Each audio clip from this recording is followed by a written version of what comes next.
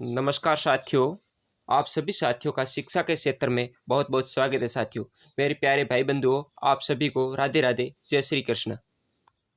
साथियों, अपना एक अध्याय चल रहा था मानव का पाचन तंत्र, जिसमें अपन ने बकल कैविटी यानी मुख गुहा के अंदर दांतों का अध्ययन किया था। आज बात करेंगे साथियों जीभ के बारे में। साथियों, सबसे पहले अपन को ध्यान होना चाहिए जीभ है वो बनी किसकी होती है। मानव की जीभ या स्तनधारियों की जीभ है वो मांसपेशियों से मिलकर बनी होती है साथियों। जीभ मांसपेशियों से बना एक मांसल अंग है। आप कभी अपनी जीभ बाहर निकाल के, अपनी जीभ तो नहीं दिखेगी, पड़ोसियों की जीभ में देखना तो उसके ऊपर छोटे छोटे कणनुमा संरचना दिखाई देगी साथियों। इस कणनुमा संरचनाओं को साथियों आप बोलते हो स्वाद कलिकाएं। साथियों, उम्र बढ़ने के साथ साथ स्वाद कलिकाओं की संख्या भी घटती जाती है। पहली लाइन लिखता हूं साथियों में, जीभ मांसपेशियों से बना मांसल अंग है। जीभ है वो मांसपेशियों से बना मांसल अंग है। सेकंड बार लिखता हूं, जीभ पर छोटी छोटी कलिकाएं पाई जाती है जिन्हें स्वाद कलिकाएं कहा जाता है। जीभ पर छोटी छोटी कलिकाएं पाई जाती है जिन्हें स्वाद कलिकाएं कहा जाता है। नेक्स्ट है स्वाद कलिकाएं स्वाद का ज्ञान करवाती है। स्वाद कलिका है वो स्वाद का ज्ञान करवाती है। उम्र बढ़ने के साथ स्वाद कलिकाओं की संख्या लगातार घटती है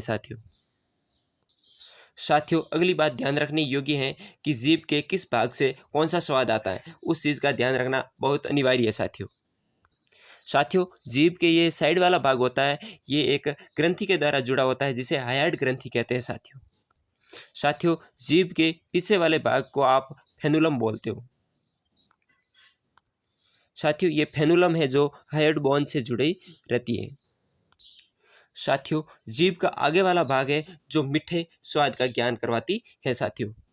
इसको याद रखने की एक ट्रिक है साथियों कि आप मुंह में कैसा लेना पसंद करोगे, मीठा लेना पसंद करोगे तो जीभ के आगे वाला भाग है जो मीठे का ज्ञान करवाती है साथियों, जीभ के पीछे वाला भाग है जो कड़वे स्वाद का ज्ञान करवाती है। जीभ के आगे वाला भाग है वो मीठे का और जीभ के पीछे वाला भाग है जो कड़वे का ज्ञान करवाती है साथियों।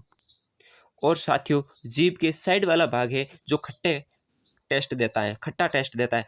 तो खट्टा टेस्ट अपन को साइड में रखना है, इसलिए साइड वाले भाग खट्टा देता है। ये एक याद रखने की ट्रिक है। आगे वाला भाग मीठा, पीछे वाला भाग कड़वा और खट्टे को अपन को साइड में रखना है, इसलिए साइड वाला भाग है जो खट्टा टेस्ट देता है साथियों, जीभ के बीसों बीस वाला भाग किसी का ज्ञान नहीं करवाती है, कोई टेस्ट नहीं देता है, ये साथियों खाली रहता है। और साथियों, खट्टे के पास वाला भाग है जो नमकीन का टेस्ट देता है। अगली बात साथियों, अपन बात करते हैं जीभ के कार्य, फंक्शन ऑफ टंग्स, यानी जीभ के कार्य क्या क्या है। साथियों, आपने कभी ट्राई की होगी जीभ पकड़ के क्या आप बोल सकते हो, नहीं बोल सकते हो। तो साथियों, जीभ का पहला काम है बोलने में सहायक, यानी जीभ है वो बोलने में सहायक। और दूसरा काम है साथियों वो भोजन को घुमाने में, यानी भोजन को इधर उधर ले जाने में जीभ का महत्वपूर्ण कार्य रहता है साथियों। और तीसरा कार्य है जीभ का वो स्वाद का ज्ञान करवाती है। अगली बात साथियों ध्यान रखने योग्य, आप नोट्स बना के लिख दीजिए कि जीभ के बीच वाले भाग पर कलिकाएं नहीं पाई जाती है। जीभ के बीच वाले भाग पर स्वाद कलिकाएं नहीं पाई जाती, इसलिए बीच वाले भाग पर किसी का ज्ञान नहीं होता है साथियों। तो साथियों, अब जीभ को ढोल नगाड़ों के साथ करते हैं फ्री। और अगली बात करते हैं यवला की। मुख गुहा का थर्ड भाग है यवला। बहुत सारे लोगों ने येवला नाम है जो पहली बार सुना होगा। अरे साथियों, येवला है जो आप सामान्य भाषा में बोलते हो इसे कागला, जो ऊपर लटका हुआ होता है इसे येवला कहते हैं साइंस की भाषा में, और इसे सामान्य भाषा में कागला कहते हैं। येवला है जो ये मुख गुहा में पाया जाता है साथियों। येवला मांसपेशियों का बना होता है। दूसरी बात, येवला भोजन को मुख गुहा से ग्रसनी में धकेलने का कार्य करता है। येवला है जो भोजन को मुख गुहा से ग्रसनी में धकेलने का कार्य करता है साथियों।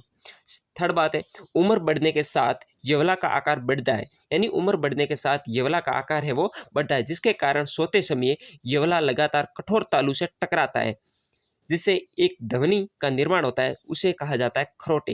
यानी जो बूढ़े लोग होते हैं जो नींद के अंदर खरोटे लेते जोर जोर से, इसके जोर जोर से खरोटे लेने का कारण है साथियों कि उम्र बढ़ने के साथ येवला का आकार है वो बढ़ जाता है, जिसके कारण वो नींद में सोते समय खरोटे की आवाज़ निकलती है साथियों।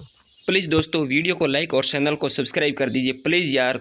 लाइक कर दीजिए। तो साथियों अपन ने मुख गुहा के अंदर दांत, जीभ, ये वाला को पढ़ लिया। अब पढ़ेंगे साथियों मुख गुहा के अंदर लार ग्रंथियों को। तो चलिए शुरू करते हैं। आज लार ग्रंथियां अभी पढ़ते हैं। साथियों लाल ग्रंथियों की बात करूं, साथियों लार ग्रंथियों की बात करूं तो मानव के शरीर में 3 जोड़ी लार ग्रंथियां पाई जाती है। मानव के शरीर में साथियों 3 जोड़ी लार ग्रंथियां पाई जाती हैं। साथियों एक जोड़ी होगी वो पैरोटिड जो सबसे बड़ी लार ग्रंथि है, और एक जोड़ी होगी वो सब मैंडिबुलर, और एक होगी सब लिग्वल। सबसे बड़ी है वो पैरोटिड ग्रंथि है साथियों। साथियों लार ग्रंथियां हैं जो लार रस का स्त्राव करती है। लार ग्रंथियां है वो लार रस का स्त्राव करती है साथियों। अब साथियों लार रस के पीएस की बात करूं तो इसकी पीएस होती है 6.4 से लेके 6.8 पीएस तक। साथियों इस लार रस के अंदर सबसे ज़्यादा आपको मिलेगा पानी की मात्रा, और दूसरी चीज़ मिलेगी वो टाइलिन यानी लार एमाइलेज, और तीसरी चीज़ है वो मिलेगा आपको लाइसोजाइम साथियों। इन 3 चीज़ों से मिलकर के लार का निर्माण होता है साथियों। तो साथियों पानी तो इतना विशेष नहीं है, बात करते हैं टाइलिन की या लार एमाइलेज की। साथियों जिस एंजाइम के पीछे एमाइलेज शब्द जुड़ जाए तो आपको आंख मूंद के कहना है कि ये कार्बोहाइड्रेट का पाचन करेगी साथियों। साथियों मैं आपको एक उदाहरण बताता हूँ कि आपने घर में कभी फीके चावल खाए होंगे, तो चावल एक स्टार्च होते हैं जो स्वादहीन होते हैं। स्टार्च एक कार्बोहाइड्रेट है जिसका कोई स्वाद नहीं होता है साथियों। साथियों इस स्टार्च के साथ लार रस टाइलिन मिलता है, तो साथियों लार रस टाइलिन मिलने से स्टार्च माल्टोज में बदल जाएगा। तो साथियों वही स्टार्च चावल है जो टाइलिन रस मिलने से माल्टोज में बदल जाएंगे, और वही चावल साथियों आपको मीठे लगने लग जाएंगे। साथियों माल्टोज एक है वो मीठी शर्करा है। तो साथियों एक लाइन लिखता हूँ, ये कार्बोहाइड्रेट यानी स्टार्च, कार्बोहाइड्रेट स्टार्च में आती है, का पाचन करता है। ये कार्बोहाइड्रेट का पाचन करता है साथियों। अगली बात साथियों आप क्या कहोगे कि 30% स्टार्च का पाचन है वो मुख गुहा में होगा, और 70% है उसका पाचन साथियों सोटी आंत में होगा। अगली बात साथियों आप कहोगे टाइलिन स्टार्च को माल्टोज में बदलता है। टाइलिन एंजाइम है जो स्टार्च को है वो माल्टोज में बदलता है साथियों। तो साथियों टाइलिन एंजाइम अपन ने पढ़ लिया। इसके बाद अब पढ़ते हैं लाइसोजाइम पे। साथियों लाइसोसोम का काम होता है, साथियों लाइसोजाइम का काम होता है बैक्टीरिया की सेल वॉल को गलत के उसको नष्ट करना। साथियों आपने कभी घर वालों से बात सुनी होगी कि कहीं चोट लग जाए तो उसके ऊपर सुबह उठ के थूक लगाया जाता है, जिससे क्या है कि वो चोट सही हो जाती है, क्योंकि मुख है वो रात भर बंद रहता है, जिसके अंदर लाइसोजाइम का निर्माण होता है जो बैक्टीरिया को नष्ट कर देता है। और आपने सुना होगा कि घरों में गौमूत्र का छिड़काव करना चाहिए। गौमूत्र का छिड़काव क्यों करना चाहिए? क्योंकि गौमूत्र में साथियों लाइसोजाइम पाया जाता है जो बैक्टीरिया का नष्ट कर देता है बैक्टीरिया को। साथियों आप कभी घर में मानव के मूत्र का छिड़काव मत करना, क्योंकि उससे घर पवित्र नहीं होगा, ताकि वो अशुद्ध हो जाएगा। तो साथियों मैं इसका पहला पॉइंट लिख देता हूँ, ये भोजन के साथ आए हानिकारक सूक्ष्म जीवों को नष्ट करता है, यानी बैक्टीरिया की सेल वेल को गला के उसको नष्ट कर देता है साथियों।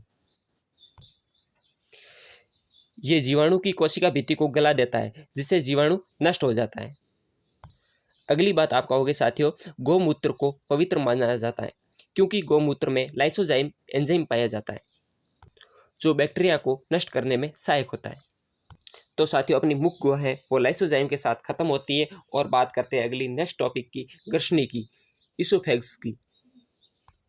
साथियों ग्रसनी के बारे में मैं 2-3 बातें आपको बता देता हूँ कि ये भोजन तथा वायु का उभयनिष्ठ मार्ग है। ग्रसनी है जो ये भोजन तथा वायु का उभयनिष्ठ मार्ग है। ग्रसनी में कोई पाचक एंजाइम नहीं पाया जाता है। ग्रसनी के अंदर साथियों कोई पाचक एंजाइम नहीं पाया जाता है, इसलिए ग्रसनी में पाचन की प्रक्रिया है वो नहीं होती है। ग्रसनी में केवल कर्माकुंचन जिगजॉग गतियाँ होती हैं, जिसकी सहायता से भोजन ग्रसिका में प्रवेश करता है।